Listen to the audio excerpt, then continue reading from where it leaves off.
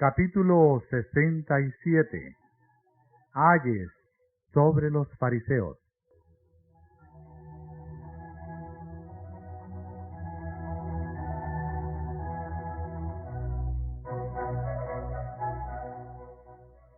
Era el último día que Cristo enseñara en el templo. La atención de todos los que formaban las vastas muchedumbres que se habían reunido en Jerusalén había sido atraída a él. El pueblo se había congregado en los atrios del templo, y atento a la contienda que se había desarrollado, no había perdido una palabra de las que cayeron de los labios de Jesús. Nunca se había presenciado una escena tal. Allí estaba el joven Galileo, sin honores terrenales ni insignias reales. En derredor de él estaban los sacerdotes con sus lujosos atavíos, los gobernantes con sus mantos e insignias que indicaban su posición exaltada, y los escribas teniendo en las manos los rollos a los cuales se referían con frecuencia. Jesús estaba serenamente delante de ellos con la dignidad de un rey, como investido de la autoridad celestial. Miraba sin vacilación a sus adversarios, que habían rechazado y despreciado sus enseñanzas, y estaban sedientos de su vida. Le habían asaltado en gran número, pero sus maquinaciones para entramparle y condenarle habían sido inútiles. Había hecho frente a un desafío tras otro, presentando la verdad pura y brillante, en contraste con las tinieblas y los errores de los sacerdotes y fariseos. Había expuesto a estos dirigentes su verdadera condición y la retribución que con seguridad se atraerían si persistían en sus malas acciones.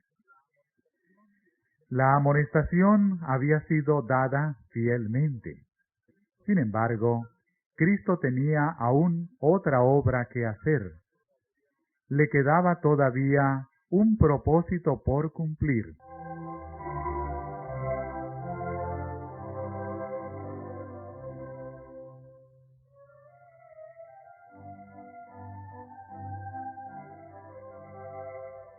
El interés del pueblo en Cristo y su obra había aumentado constantemente. A los circunstantes les encantaba su enseñanza, pero también los dejaba muy perplejos. Habían respetado a los sacerdotes y rabinos por su inteligencia y piedad aparente. En todos los asuntos religiosos habían prestado siempre obediencia implícita a su autoridad. Pero ahora veían que estos hombres trataban de desacreditar a Jesús, maestro cuya virtud y conocimiento se destacaban con mayor brillo a cada asalto que sufría. Miraban los semblantes agachados de los sacerdotes y ancianos, y allí veían confusión y derrota. Se maravillaban de que los sacerdotes no quisieran creer en Jesús, cuando sus enseñanzas eran tan claras y sencillas. No sabían ellos mismos qué conducta asumir. Con ávida ansiedad se fijaban en los movimientos de aquellos cuyos consejos habían seguido siempre.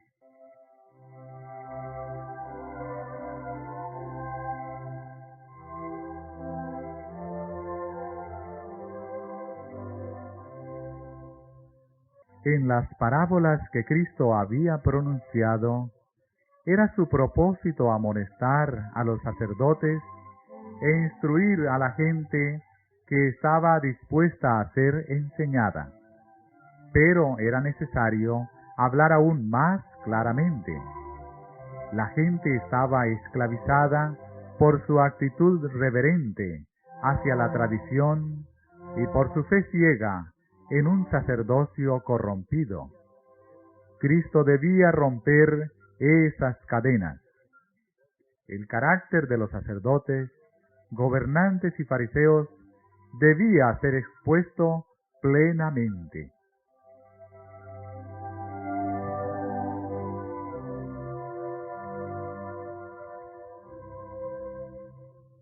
Sobre la cátedra de Moisés, dijo él, se sentaron los escribas y los fariseos. Así que todo lo que os dijeren que guardéis, guardadlo y hacedlo, mas no hagáis conforme a sus obras, porque dicen y no hacen. Los escribas y los fariseos aseveraban estar investidos de autoridad divina similar a la de Moisés. Aseveraban reemplazarle como expositores de la ley y jueces del pueblo. Como tales, exigían del pueblo absoluto respeto y obediencia. Jesús invitó a sus oyentes a hacer lo que los rabinos les enseñaban según la ley, pero no a seguir su ejemplo. Ellos mismos no practicaban sus propias enseñanzas.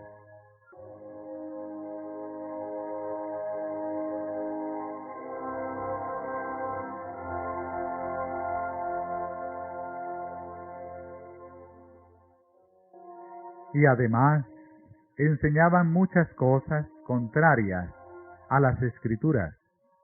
Jesús dijo, porque atan cargas pesadas y difíciles de llevar, y las ponen sobre los hombros de los hombres, mas ni aun con su dedo las quieren mover.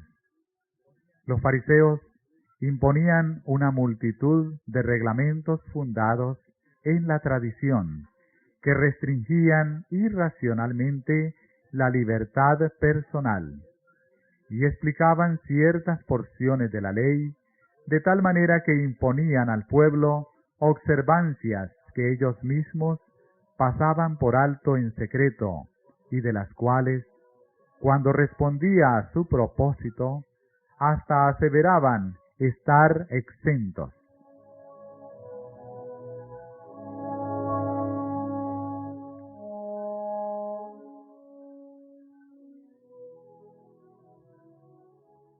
Su objeto constante consistía en hacer ostentación de su piedad.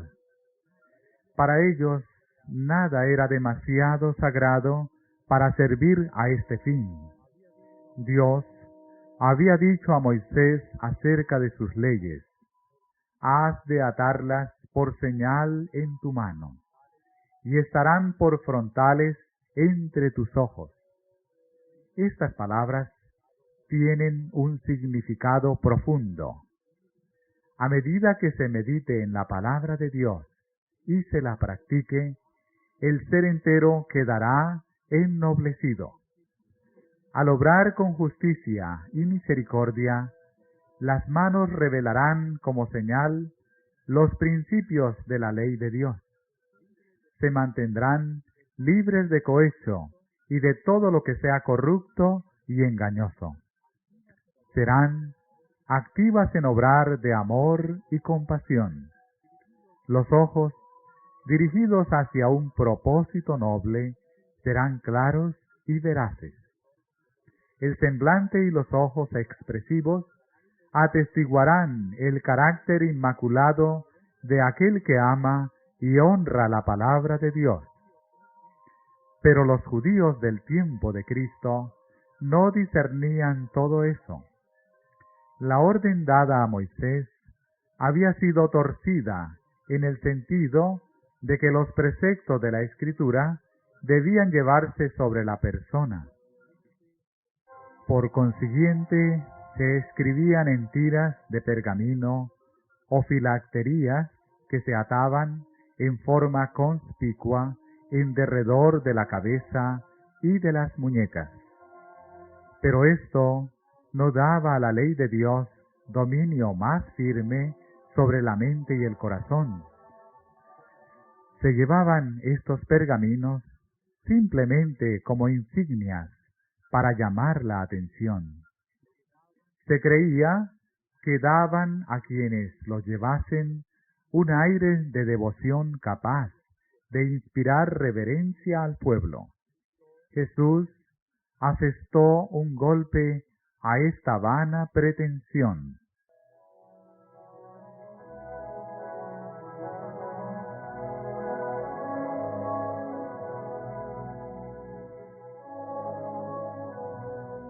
Antes, todas sus obras hacen para ser mirados de los hombres, porque ensanchan sus filacterías y extienden los flecos de sus mantos, y aman los primeros asientos en las cenas, y las primeras sillas en las sinagogas, y las salutaciones en las plazas, y ser llamados de los hombres Rabí, Rabí. Mas vosotros no queráis ser llamados Rabí, porque uno es vuestro Maestro, el Cristo, y todos vosotros sois hermanos. Y vuestro Padre no llaméis a nadie en la tierra, porque uno es vuestro Padre, el cual está en los cielos. Ni seáis llamados maestros, porque uno es vuestro Maestro, el Cristo. En estas claras palabras, el Salvador reveló la ambición egoísta que constantemente procuraba obtener cargos y poder, manifestando una humildad ficticia, mientras el corazón estaba lleno de avaricia y envidia.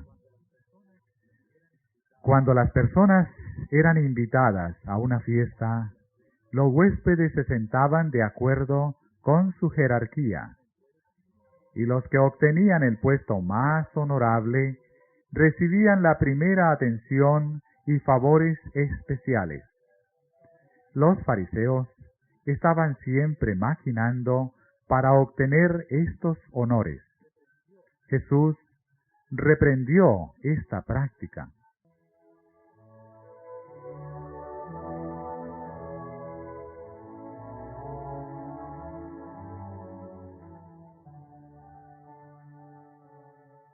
También reprendió la vanidad manifestada al codiciar el título de rabino o maestro.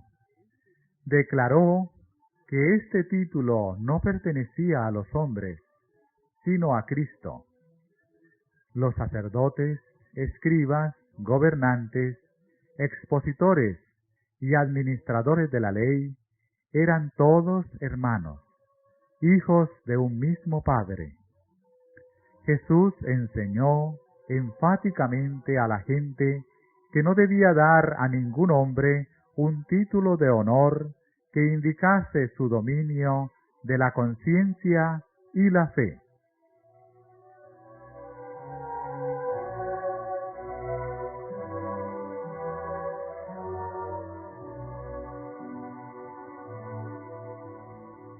Si Cristo estuviese en la tierra hoy, rodeado por aquellos que llevan el título de reverendo o reverendísimo, no repetiría su aserto: ni seáis llamados maestros, porque uno es vuestro Maestro, el Cristo. La Escritura declara acerca de Dios: santo y terrible, reverendo en inglés, es su nombre. ¿A qué ser humano cuadra un título tal? Cuán poco revela el hombre de la sabiduría y justicia que indica. ¿Cuántos de los que asumen este título representan falsamente el nombre y el carácter de Dios?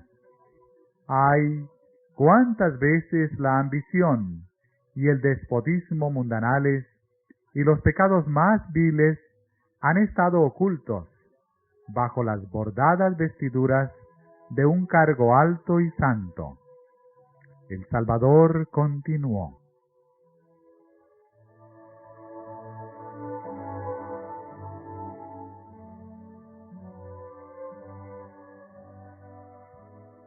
el que es mayor de vosotros sea vuestro siervo, porque el que se ensalzare será humillado, y el que se humillare será ensalzado.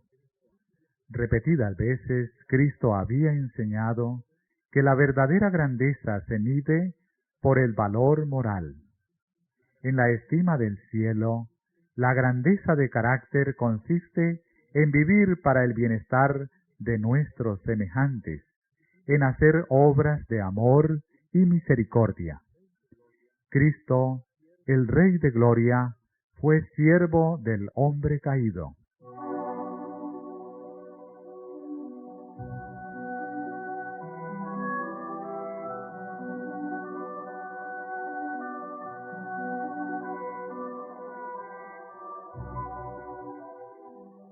Ay de vosotros, escribas y fariseos, hipócritas, dijo Jesús, porque cerráis el reino de los cielos delante de los hombres, que ni vosotros entráis, ni a los que están entrando dejáis entrar. Pervirtiendo las Escrituras, los sacerdotes y doctores de la ley cegaban la mente de aquellos que de otra manera habrían recibido un conocimiento del reino de Cristo y la vida interior y divina que es esencial para la verdadera santidad.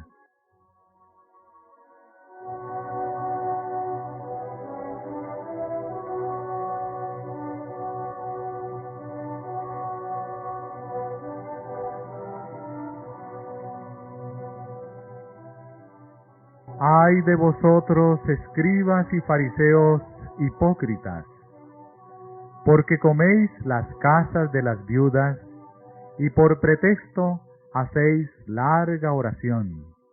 Por esto llevaréis más grave juicio. Los fariseos ejercían gran influencia sobre la gente, y la aprovechaban para servir sus propios intereses. Conquistaban la confianza de viudas piadosas y les indicaban que era su deber dedicar su propiedad a fines religiosos. Habiendo conseguido el dominio de su dinero, los astutos maquinadores lo empleaban para su propio beneficio. Para cubrir su falta de honradez, ofrecían largas oraciones en público y hacían gran ostentación de piedad. Cristo declaró que esta hipocresía les atraería mayor condenación. La misma reprensión cae sobre muchos que en nuestro tiempo hacen alta profesión de piedad. Su vida está manchada de egoísmo y avaricia, pero arrojan sobre ella un manto de aparente pureza, y así por un tiempo engañan a sus semejantes, pero no pueden engañar a Dios. Él lee todo propósito del corazón y juzgará a cada uno según sus obras.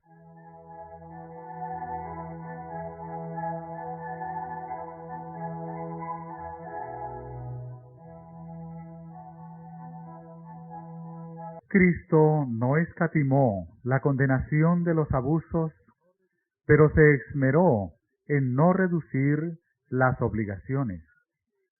Reprendió el egoísmo que extorsionaba y aplicaba mal los donativos de la viuda. Al mismo tiempo, alabó a la viuda que había traído su ofrenda a la tesorería de Dios. El abuso que hacía el hombre del donativo no podía desviar la bendición que Dios concedía a la dadora.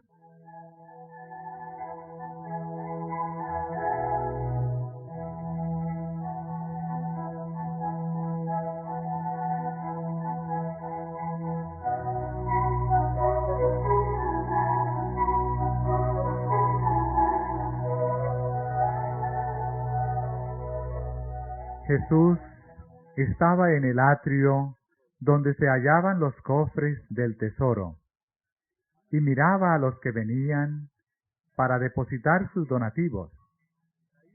Muchos de los ricos traían sumas elevadas que presentaban con gran ostentación. Jesús los miraba tristemente, pero sin hacer comentario acerca de sus ingentes ofrendas. Luego su rostro se iluminó al ver a una pobre viuda acercarse con vacilación, como temerosa de ser observada.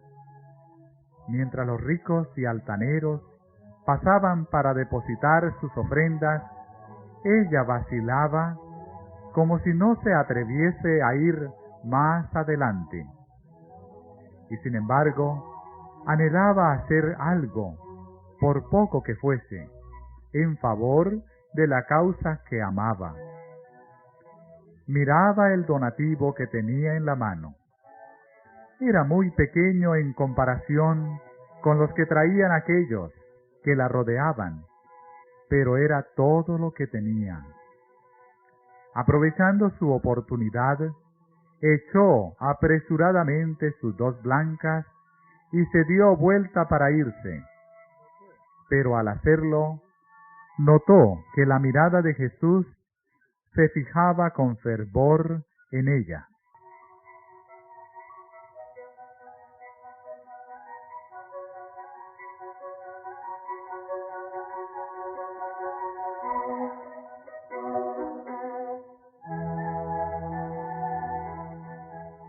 El Salvador llamó así a sus discípulos y les pidió que notasen la pobreza de la viuda. Entonces sus palabras de elogio cayeron en los oídos de ella. De verdad os digo que esta pobre viuda echó más que todos. Lágrimas de gozo llenaron sus ojos al sentir que su acto era comprendido y apreciado. Muchos le habrían aconsejado que guardase su pitanza para su propio uso. Puestos en las manos de los bien alimentados sacerdotes, se perdería de vista entre los muchos y costosos donativos traídos a la tesorería. Pero Jesús comprendía el motivo de ella. Ella creía que el servicio del templo era ordenado por Dios y anhelaba hacer cuanto pudiese para sostenerlo. Hizo lo que pudo, y su acto había de ser un monumento a su memoria para todos los tiempos, y su gozo en la eternidad. Su corazón acompañó a su donativo, cuyo valor se había de estimar no por el de la moneda, sino por el amor hacia Dios y el interés en su obra que había impulsado la acción.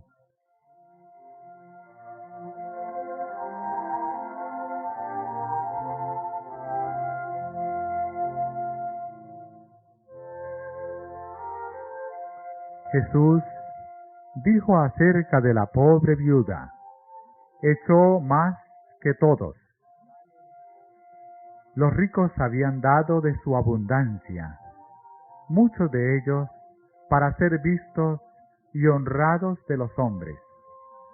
Sus grandes donativos no los habían privado de ninguna comodidad, ni siquiera de algún lujo. No habían requerido sacrificio alguno y no podían compararse en valor con las blancas de la viuda.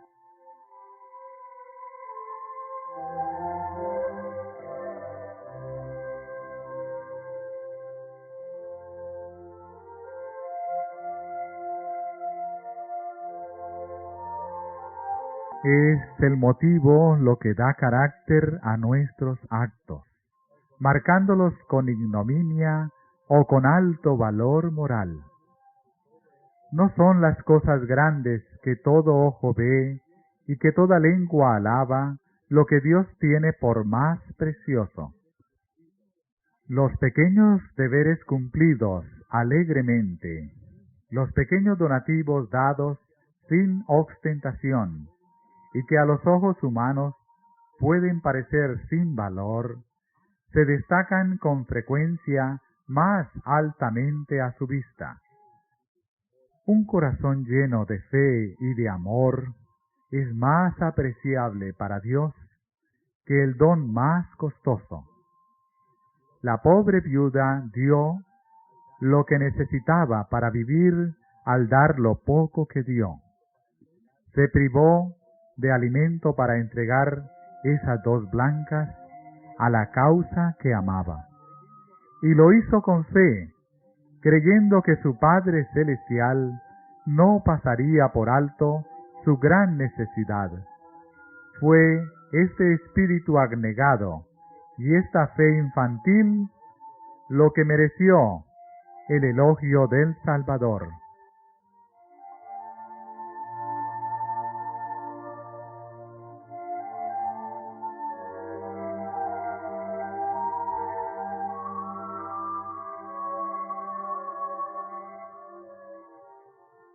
Entre los pobres hay muchos que desean demostrar su gratitud a Dios por su gracia y verdad.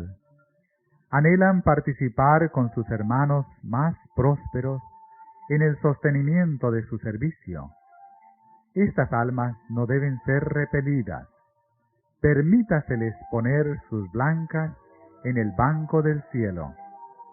Si las dan con corazón lleno de amor por Dios, estas aparentes bagatelas llegan a ser donativos consagrados, ofrendas inestimables que Dios aprecia y bendice.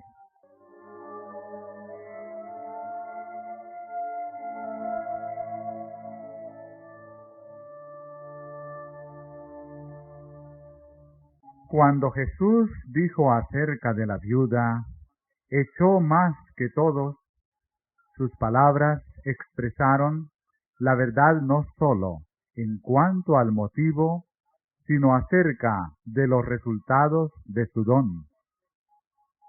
Las 2 blancas, que son un maravedí, han traído a la tesorería de Dios una cantidad de dinero mucho mayor que las contribuciones de aquellos judíos ricos. La influencia de ese pequeño donativo ha sido como un arroyo pequeño en su principio, pero que se ensancha y se profundiza a medida que va fluyendo en el transcurso de los siglos. Ha contribuido de 1000 maneras al alivio de los pobres y a la difusión del Evangelio. El ejemplo de abnegación de esa mujer ha obrado y vuelto a obrar en miles de corazones en todo país, en toda época. Ha impresionado tanto a ricos como a pobres, y sus ofrendas han aumentado el valor de su donativo. La bendición de Dios sobre las blancas de la viuda ha hecho de ellas una fuente de grandes resultados. Así también sucede con cada don entregado y todo acto realizado con un sincero deseo de glorificar a Dios. Está vinculado con los propósitos de la omnipotencia. Nadie puede medir sus resultados para el bien.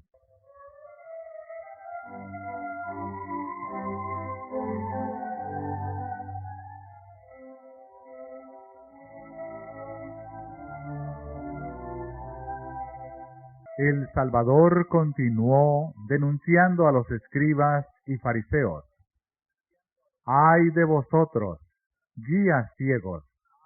que decís, cualquiera que jurare por el templo es nada, mas cualquiera que jurare por el oro del templo, deudor es.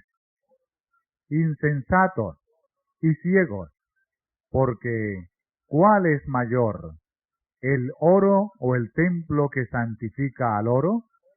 Y cualquiera que jurare por el altar es nada, mas cualquiera que jurare por el presente que está sobre él, deudor es. Necios y ciegos, porque ¿cuál es mayor, el presente o el altar que santifica al presente? Los sacerdotes interpretaban los requerimientos de Dios según su propia norma falsa y estrecha. Presumían de hacer delicadas distinciones en cuanto a la culpa comparativa de diversos pecados, pasando ligeramente sobre algunos y tratando a otros que eran tal vez de menor consecuencia como imperdonables. Por cierta consideración pecuniaria, dispensaban a las personas de sus votos, y por grandes sumas de dinero pasaban a veces por alto crímenes graves. Al mismo tiempo, estos sacerdotes y gobernantes pronunciaban en otros casos severos juicios por ofensas triviales.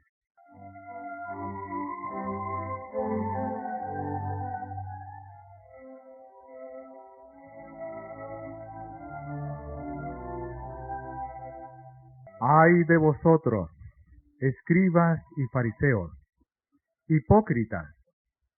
Porque diezmáis la menta, y el eneldo, y el comino, y dejasteis lo que es lo más grave de la ley, es a saber, el juicio, y la misericordia, y la fe. Esto era menester hacer, y no dejar lo otro. En estas palabras Cristo vuelve a condenar el abuso de la obligación sagrada. No descarta la obligación misma. El sistema del diezmo era ordenado por Dios y había sido observado desde los tiempos más remotos. Abraham, padre de los fieles, pagó diezmo de todo lo que poseía. Los gobernantes judíos reconocían la obligación de pagar diezmo, y eso estaba bien, pero no dejaban a la gente libre para ejecutar sus propias convicciones del deber. Habían trazado reglas arbitrarias para cada caso. Los requerimientos habían llegado a ser tan complicados que era imposible cumplirlos. Nadie sabía cuándo sus obligaciones estaban satisfechas. Como Dios lo dio, el sistema era justo y razonable, pero los sacerdotes y rabinos habían hecho de él una carga pesada.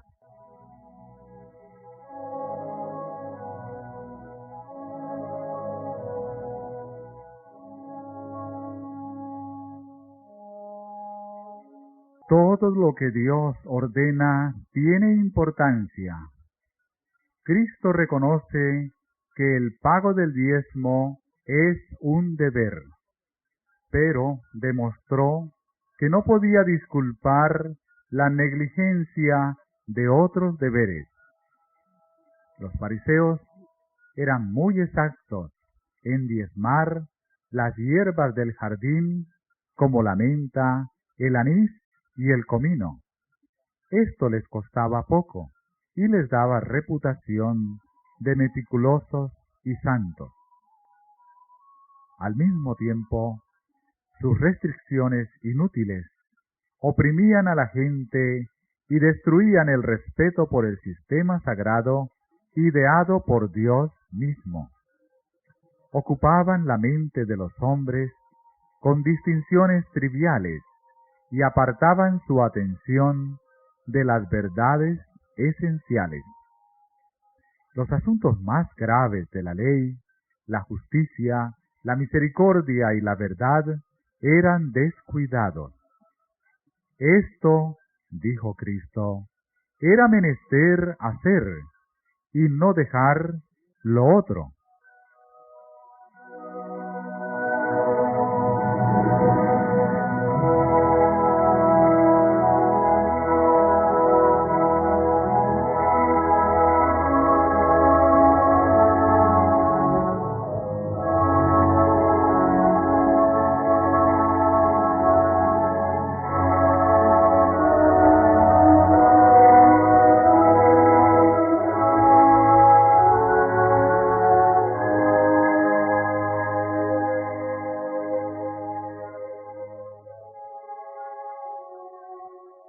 Otras leyes habían sido pervertidas igualmente por los rabinos.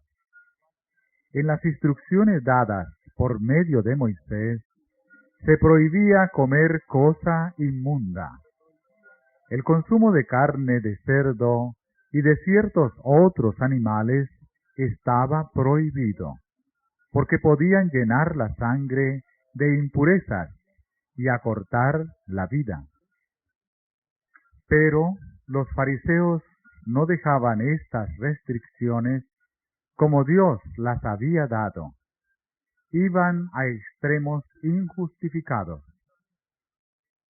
Entre otras cosas, exigían a la gente que colase toda el agua que bebiese, por si acaso contuviese el menor insecto capaz de ser clasificado entre los animales inmundos.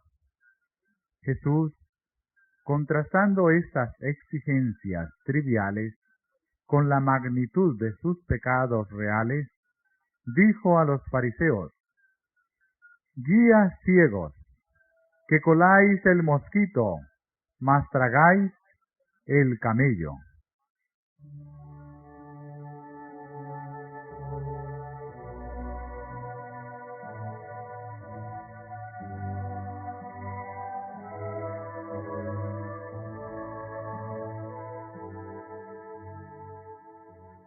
¡Ay de vosotros, escribas y fariseos, hipócritas!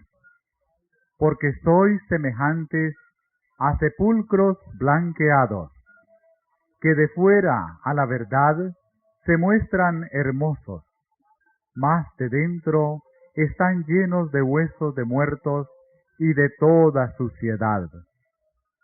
Como la tumba blanqueada y hermosamente decorada, ocultaban en su interior restos putrefactos. La santidad externa de los sacerdotes y gobernantes ocultaba iniquidad. Jesús continuó: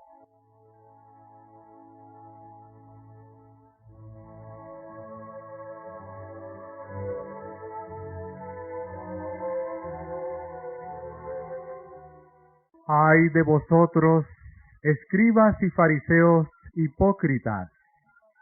Porque edificáis los sepulcros de los profetas y adornáis los monumentos de los justos, y decís: si fuéramos en los días de nuestros padres, no hubiéramos sido sus compañeros en la sangre de los profetas. Así que testimonio dais a vosotros mismos, que sois hijos de aquellos que mataron a los profetas. A fin de manifestar su estima por los profetas muertos, los judíos eran muy celosos en hermosear sus tumbas, pero no aprovechaban sus enseñanzas ni prestaban atención a sus reprensiones.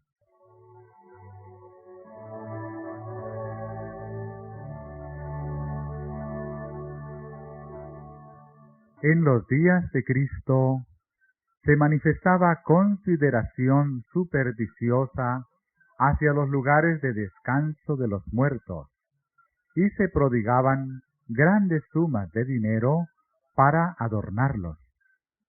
A la vista de Dios, esto era idolatría.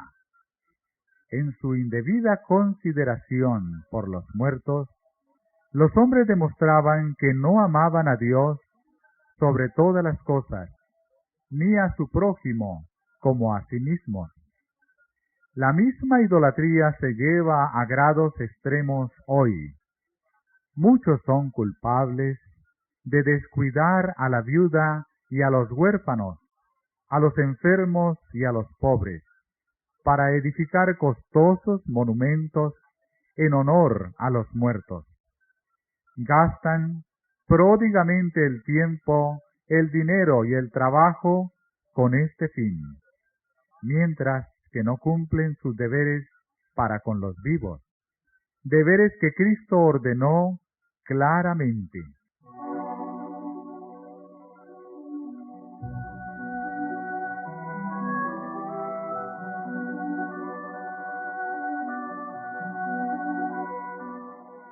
Los fariseos construían las tumbas de los profetas, adornaban sus sepulcros y se decían unos a otros: si hubiésemos vivido en los días de nuestros padres, no habríamos participado con ellos en el derramamiento de la sangre de los siervos de Dios.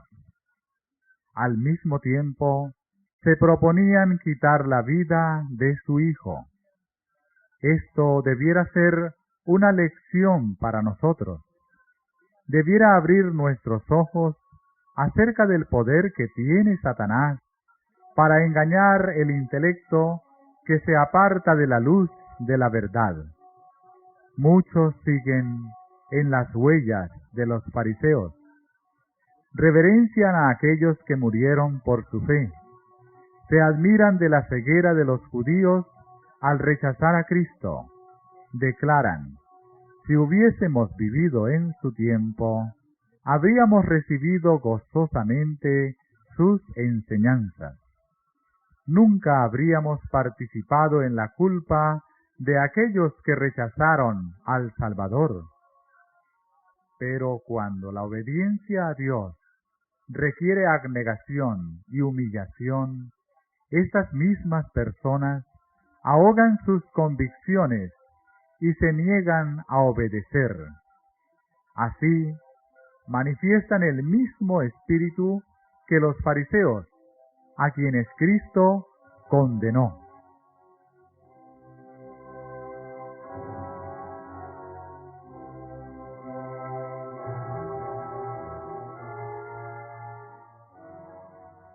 Poco comprendían los judíos la terrible responsabilidad que entrañaba el rechazar a Cristo.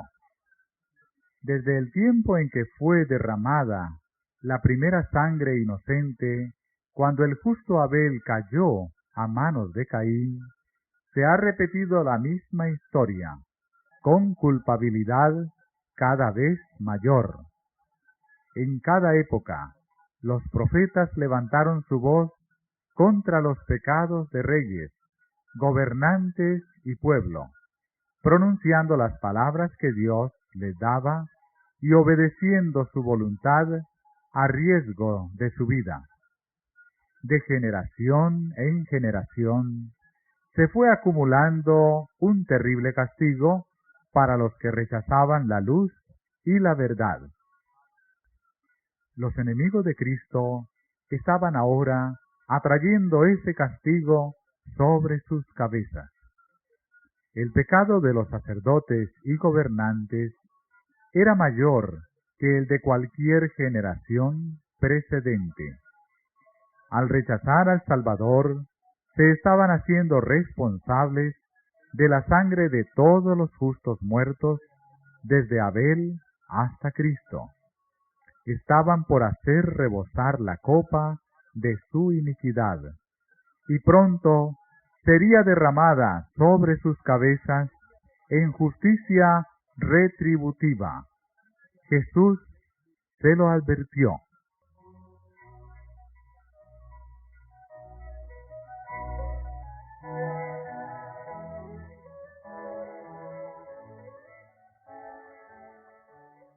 para que venga sobre vosotros toda la sangre justa que se ha derramado sobre la tierra, desde la sangre de Abel el justo, hasta la sangre de Zacarías, hijo de Barachías, al cual matasteis entre el templo y el altar.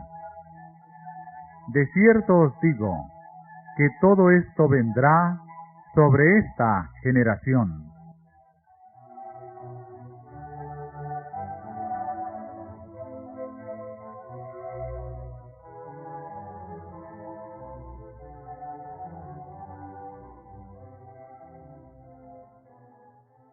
Los escribas y fariseos que escuchaban a Jesús sabían que sus palabras eran la verdad.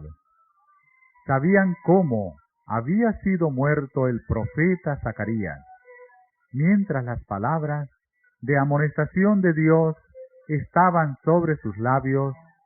Una furia satánica se apoderó del rey apóstata, y a su orden se dio muerte al profeta. Su sangre manchó las mismas piedras del atrio del templo, y no pudo ser borrada. Permaneció como testimonio contra el Israel apóstata. Mientras subsistiese el templo, allí estaría la mancha de aquella sangre justa, clamando por venganza a Dios. Cuando Jesús se refirió a estos terribles pecados, una conmoción de horror sacudió a la multitud.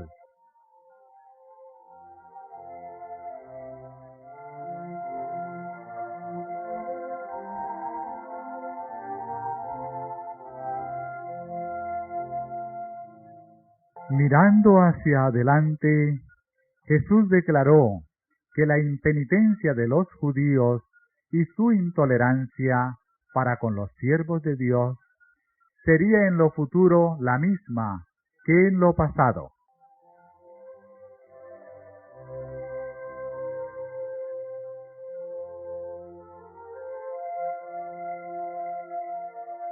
Por tanto, he aquí, yo envío a vosotros profetas y sabios y escribas, y de ellos a unos mataréis y crucificaréis, y a otros de ellos azotaréis en vuestras sinagogas, y perseguiréis de ciudad en ciudad. Profetas y sabios, llenos de fe y del Espíritu Santo, Esteban, Santiago y muchos otros, iban a ser condenados y muertos. Con la mano alzada hacia el cielo, y mientras una luz divina rodeaba su persona, Cristo habló como juez a los que estaban delante de él. Su voz, que se había oído frecuentemente en amables tonos de súplica, se oía ahora en reprensión y condenación. Los oyentes se estremecieron. Nunca había de borrarse la impresión hecha por sus palabras y su mirada.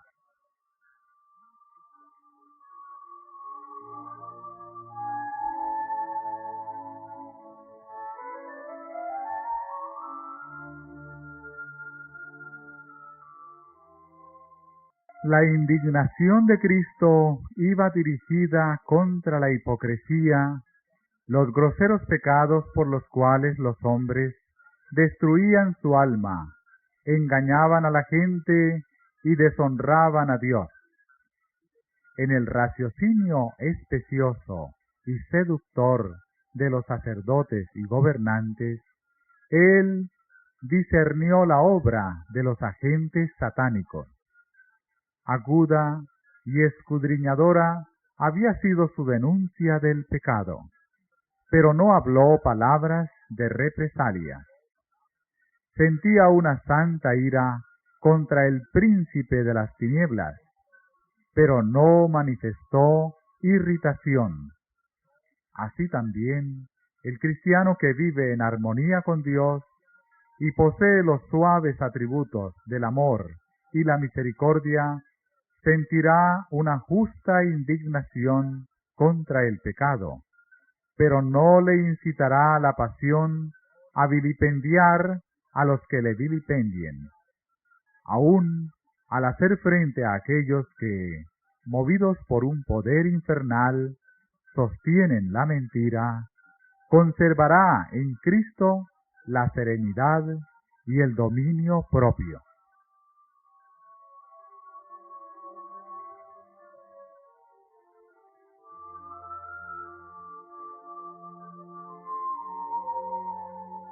La compasión divina se leía en el semblante del Hijo de Dios mientras dirigía una última mirada al templo y luego a sus oyentes. Con voz ahogada por la profunda angustia de su corazón y amargas lágrimas, exclamó: Jerusalén, Jerusalén, que matas a los profetas y apedreas a los que son enviados a ti.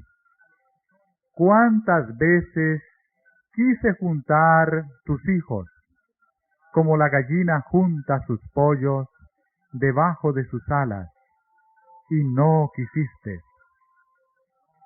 Esta es la lucha de la separación. En el lamento de Cristo se exhala el anhelo del corazón de Dios. Es la misteriosa despedida del amor longánime de la divinidad.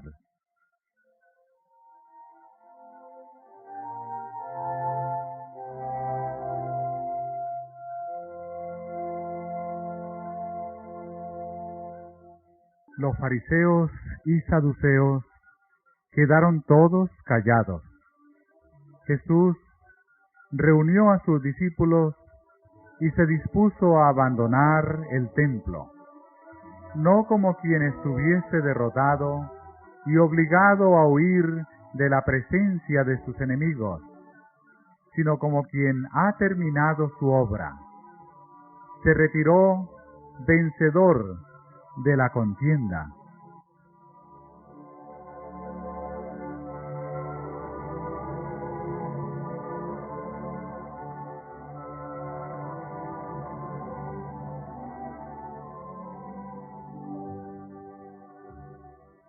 Las gemas de verdad que cayeron de los labios de Cristo en aquel día memorable fueron atesoradas en muchos corazones.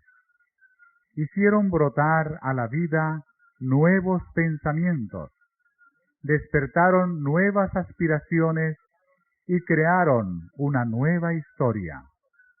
Después de la crucifixión y la resurrección de Cristo, estas personas se adelantaron y cumplieron su comisión divina con una sabiduría y un celo correspondientes a la grandeza de la obra.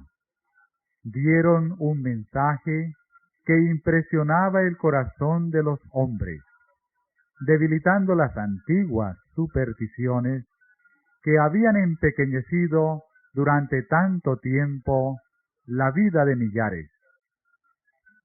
Ante su testimonio, las teorías y las filosofías humanas llegaron a ser como fábulas ociosas.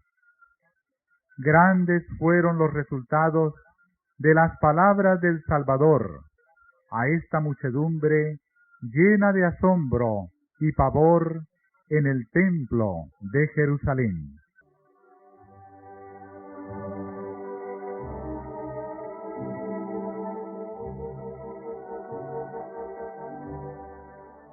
Pero Israel, como nación, se había divorciado de Dios. Las ramas naturales del olivo estaban quebradas. Mirando por última vez al interior del templo, Jesús dijo con tono patético y lastimoso: «He aquí, vuestra casa os es dejada desierta, porque os digo que desde ahora no me veréis». hasta que digáis, bendito el que viene en el nombre del Señor. Hasta aquí había llamado al templo casa de su Padre, pero ahora, al salir el Hijo de Dios de entre sus murallas, la presencia de Dios se iba a retirar para siempre del templo construido para su gloria.